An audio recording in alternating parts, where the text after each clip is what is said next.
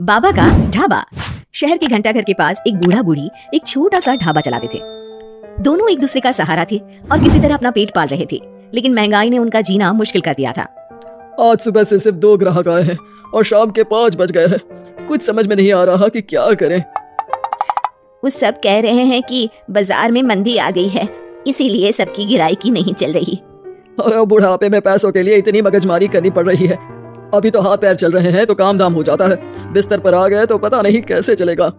बेटा बेटी सब छोड़ के चले गए हमको, बस गरीबी ने नहीं छोड़ा। भगवान के घर देर है अंधेर नहीं, सुनते सुनते हमारी आंखों में अंधेरा छा गया।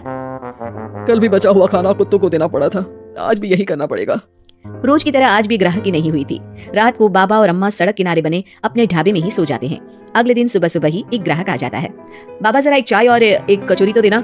जी भैया, अभी गर्मा गर्म कचौरी तल के दे रहा हूँ। एक ही चाहिए बेटा? आपके साथ आई मैडम जी नहीं खाएंगी क्या? नहीं नहीं, मैं ये सब रोड की चीजें नहीं खाती हूँ, आप इन्हें ही खिला दो। और जल्दी करो ना, रितेश मूवी जाने के लिए लेट हो रहा है। अरे बाबा, लाल चटनी ज्यादा डालना। हाँ, लेकिन उसके बाद फिर पूरे दिन कोई ग्राहक नहीं आता और फिर से सारा खाना वेस्ट हो जाता है।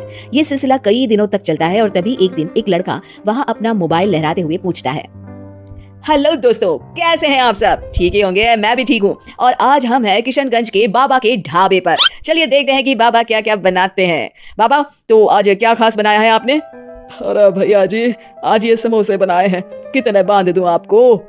हाँ भैया जी, लाल चटनी के साथ बहुत अच्छे लगेंगे, ले लीजिए ना। ये देखिए दोस्तों, समोसे को बांध कर दिखा रहे हैं और ये लाल चटनी को देख के तो मुंह में पानी आ गया। आज तो मजा आ जाएगा, आइए चखते हैं दोस्तों। लड़का समोसा चखते ही तारीफों के पुल बांध देता है। वाह वाह वाह, मजा आ गया, इतना अच्छा समोसा मैंने तो कभी नहीं खाया। आपको यहाँ जरूर आना चाहिए और ये समोसा जरूर खाना चाहिए। और एक चीज, ये देखो, ये रोड साइड पर इनका ढाबा है, इनकी हेल्प तो होनी ही चाहिए। अच्छा वैसे और क्या क्या बनाते हैं आप? बेटा पराठे मैगी सब बनाते हैं। वाह वाह, इतना अच्छा खाना बनाते हो, बहुत भीड़ होती होगी। अरे नहीं बेटा, कोई नहीं आता हमारे ढाबे पे, पैसे पैसे को तरस गए हैं। अरे आप रो क्यों रही हैं? रोइए मत, क्या हो गया है? अरे बेटा, कुछ बिकता ही नहीं है, आधे भाव में चीजें बेच रहे हैं, प्यार से बना रहे हैं फिर भी।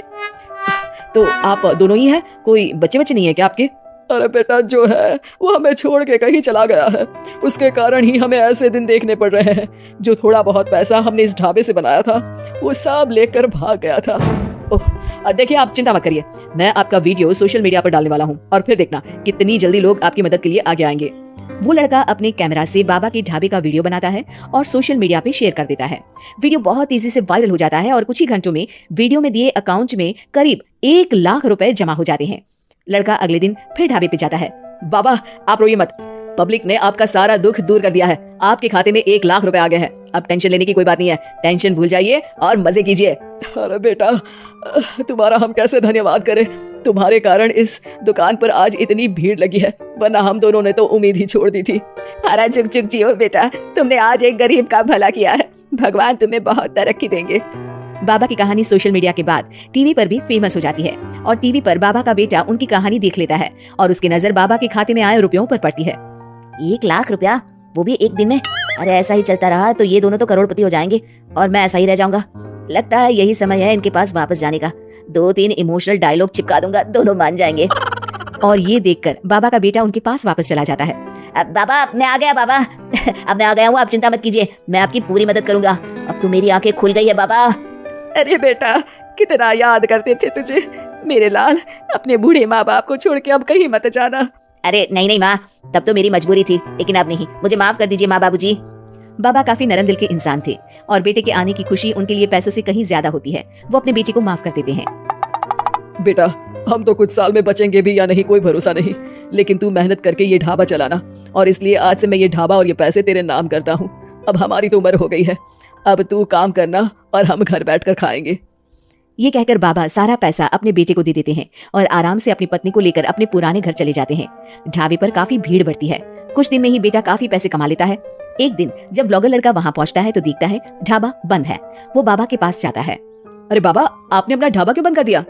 ढाबा बंद नहीं तो? वो लोग वहाँ जाते हैं तो पड़ोसी बताते हैं कि ढाबा तो पिछले 4 दिन से खुला ही नहीं। बाबा ढाबे को अपने पास रखी चाबी से खोलते हैं तो देखते हैं कि ढाबे में एक बर्तन तक नहीं है। बाबा सर पकड़कर बैठ जाते हैं। हमारे बेटे ने हमें फिर से बर्बाद कर दिया। पर हमारे पास तो वापस बर्तन खरीदने तक के पैसे नहीं है। बर्तन भी बेचकर खा गया होगा नालायक। बाबा आप चिंता मत करो, आप काफी फेमस हो, लोग फिर से आपकी मदद कर देंगे। बस इस बार अपने बेटे को दूर रखना ढाबे से। अब की बार बाबा ढाबे पे एक बोर्ड लगवाते हैं जिस पर लिखा है सिर्फ बाबा का ढाबा। ये सिर्फ क्यों लिखवाया है जी? ताकि अपने बेटे को पता चले कि ये सिर्फ उसके बाबा का है, उसके लिए अब यहाँ कोई जगह नहीं।